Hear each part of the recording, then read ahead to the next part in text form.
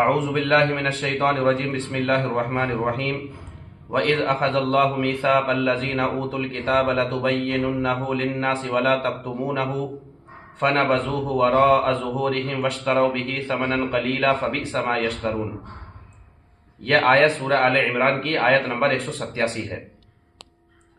اللہ رب العزت نے اہل کتاب جو تھے یعنی یہود اور نصارہ کے علماء سے اللہ تعالیٰ نے ایک عہد لیا، ایک وعدہ لیا کہ ہم نے جو احکام تورات میں نازل فرمائے ان کو آپ لوگوں کے سامنے بیان کرو گے اور لوگوں کے سامنے اس کو کھول کھول کر بیان کرو گے اور اس کے احکام کو بالکل عام کرو گے، اپنی ذاتی اغراض کے خاطر اس کو ہرگز نہیں چھپاؤ گے۔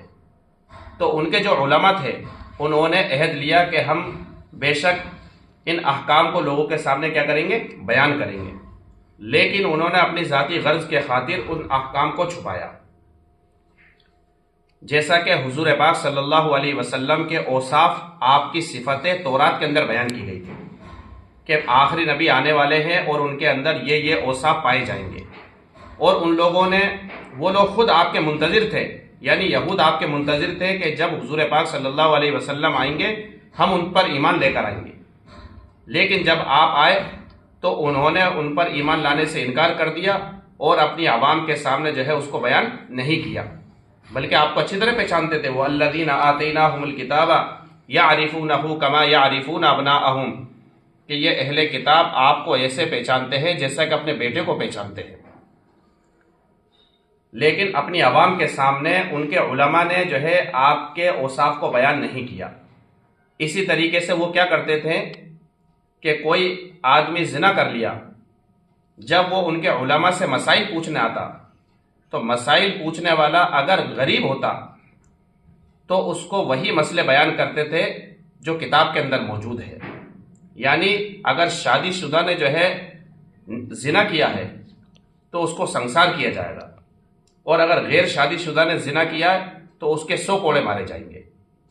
تو غریب آدمی کے لیے تو یہی حکم تھا، اور اگر کوئی مالدار یہ مسئلہ لے کر آتا تو اس سے چند پیسے لے کر اس کے مطابق فیصلہ کر دیا کرتے تھے، اور اس کے مسائل کو جو ہے مسائل کو ان کے حق میں بیان کرتے، اور ان کے لیے مسئلے الگ ہوتے، غریبوں کے لیے مسئلے الگ ہوتے تھے۔ تو یہ ان کے علماء یہ حرکتیں کرتے تھے، آپ کے اوصاف کو چھپانا اور مسائل کو چھپانا، یہ ان کی عادت تھی۔ اور ان کا مقصد کیا تھا؟ ان کا مقصد یہ تھا کہ اس کے بدلے میں کچھ پیسے حاصل کر لیں۔ تو اللہ رب العزت نے جو ہے ایسے لوگوں کی برائیوں کو بیان کیا قرآن کریم میں، اور سخت ناراضگی کا جو ہے اظہار کیا ہے۔ اللہ تعالیٰ فرماتے ان الذین یکتمون ما انزل اللہ من الکتاب، کہ یقیناً وہ لوگ جن کو کتاب دی گئی ہے اور کتاب کی باتیں کو وہ چھپاتے ہیں، ویشترون بہ ثمنا قلیلا، اور اس کے بدلے میں چند پیسوں کو جو ہے حاصل کرتے ہیں۔ اللہ فرماتے اولئک ما یاکلون فی بطونہم الا النار، کہ وہ لوگ اپنے پیٹ کے اندر کیا بھر رہے؟ آگ کو بھر رہے۔ جب قیامت آئے گی وَلَا يُكَلِّمُهُمُ اللَّهُ يَوْمَ الْقِيَامَةِ، اللہ تعالیٰ قیامت کے دن ایسے لوگوں سے بات بھی نہیں کرے گا۔ وَلَا يُزَكِّيهِمْ، اور نہ ان کو پاک کرے گا۔ وَلَهُمْ عَذَابٌ عَلِيمٌ، اور ایسے لوگوں کو دردناک عذاب دیا جائے گا جو دین کی بات کو چھپاتے ہیں اور جو ہے لوگوں کے سامنے غلط بیانی کرتے ہیں۔ اس لیے حدیث کے اندر فرمایا گیا، اللہ کے نبی صلی اللہ علیہ وسلم فرماتے ہیں، حضرت ابو ہریرہ اس کو روایت کرتے ہیں کہ جس شخص سے ایسی علم کی بات پوچھی جائے جس کو وہ جانتا ہے اور وہ لوگوں سے چھپائے، تو قیامت کے دن اس کے منہ کے اندر آگ کی لگام داخل کی جائے گی۔ اللہ کے نبی صلی اللہ علیہ وسلم فرماتے ہیں بلغوا عنی ولو آیا، کہ تم میری طرف سے اگر تمہیں ایک بات بھی پہنچتی ہے تو لوگوں تک پہنچا دو اس کو۔ اللہ تعالیٰ نے اللہ کے نبی صلی اللہ علیہ وسلم کو حکم دیا، یا ایھا الرسول بلغ ما انزل الیک من ربک، اے رسول آپ لوگوں تک پہنچا دیجئے ان احکام کو جو اللہ تعالیٰ نے آپ پر نازل فرمائے ہیں۔ وَإِن لَّمْ تَفْعَلْ، اور اگر آپ ایسا نہیں کریں گے، فَمَا بَلَّغْتَ رِسَالَتَ، تو آپ نے اپنی رسالت کا حق ادا نہیں کیا، اپنی رسالت کو نہیں پہنچایا۔